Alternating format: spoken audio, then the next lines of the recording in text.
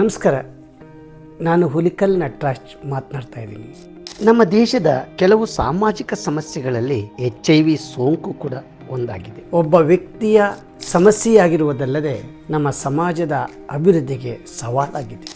ಜನಸಾಮಾನ್ಯರಲ್ಲಿ HIV ಸೋಂಕು ಮತ್ತು ಸೋಂಕಿನೊಂದಿಗೆ ಬದುಕುತ್ತಿರುವವರ ಬಗ್ಗೆ ಇರುವ ಕಳಂಕ ಮತ್ತು ತಾರತಮ್ಯ ಭಾವನೆಗಳು ಸೋಂಕಿತರ ಬದುಕಿಗೆ ಗ್ರಹಣ ಹಿಡಿದಂತಾಗಿದೆ. HIV ಬಗ್ಗೆ ಜನರಲ್ಲಿ ಅರಿವು ಮೂಡಿಸುವ ಉದ್ದೇಶದಿಂದ ಪ್ರತಿ ವರ್ಷ ಡಿಸೆಂಬರ್ 1ರಂದು ವಿಶ್ವ ಏಡ್ಸ್ ದಿನವನ್ನು ವಿಶ್ವದಾದ್ಯಂತ ಆಚರಿಸಲಾಗುತ್ತಿದೆ.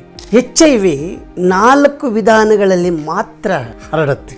HIV ಸೋಂಕಿತ ವ್ಯಕ್ತಿಯ ಜೊತೆ ಅಸುರಕ್ಷಿತ ಲೈಂಗಿಕ ಸಂಪರ್ಕ ಹೊಂದಿದಾಗ ಹರಡುವ ಸಾಧ್ಯತೆ ಇದೆ. ಪರೀಕ್ಷೆ ಮಾಡದ ರಕ್ತ ಪಡೆಯುವುದರಿಂದ ಹರಡುವ ಸಾಧ್ಯತೆ ಇದೆ. HIV ಸೋಂಕಿತ ತಾಯಿಯಿಂದ ಹುಟ್ಟುವ ಮಗುವಿಗೆ ಗರ್ಭಾವಸ್ಥೆಯಲ್ಲಿ, ಹೆರಿಗೆ ಸಮಯದಲ್ಲಿ, ಎದೆ ಹಾಲನ್ನು ಉಣಿಸುವ ಸಮಯದಲ್ಲಿ ಹರಡುವ ಸಾಧ್ಯತೆ ಇದೆ.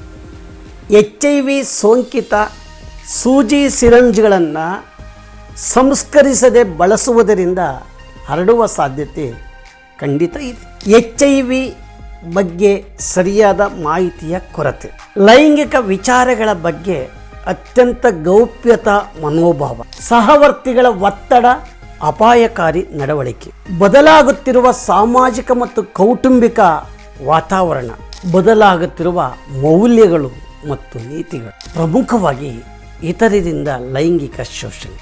HIV ಸೋಂಕನ್ನು ಹರಡುವುದನ್ನು ಹೇಗೆ ತಡೆಗಟ್ಟಬಹುದು? HIV ಸೋಂಕಿನ ಬಗ್ಗೆ ಸರಿಯಾದ ಮಾಹಿತಿ ಪಡೆಯುವುದು, ಅಪಾಯಕಾರಿ ನಡವಳಿಕೆಗಳಿಂದ ದೂರ ಇರುವುದು, ಮದುವೆಗೆ ಮುಂಚೆ ಬ್ರಹ್ಮಚರ್ಯ ಪಾಲನೆ, ಮದುವೆಯ ನಂತರ ಏಕ ಸಂಗಾತಿಯೊಂದಿಗೆ ನಿಷ್ಠೆಯ ಜೀವನ ನಡೆಸುವುದು.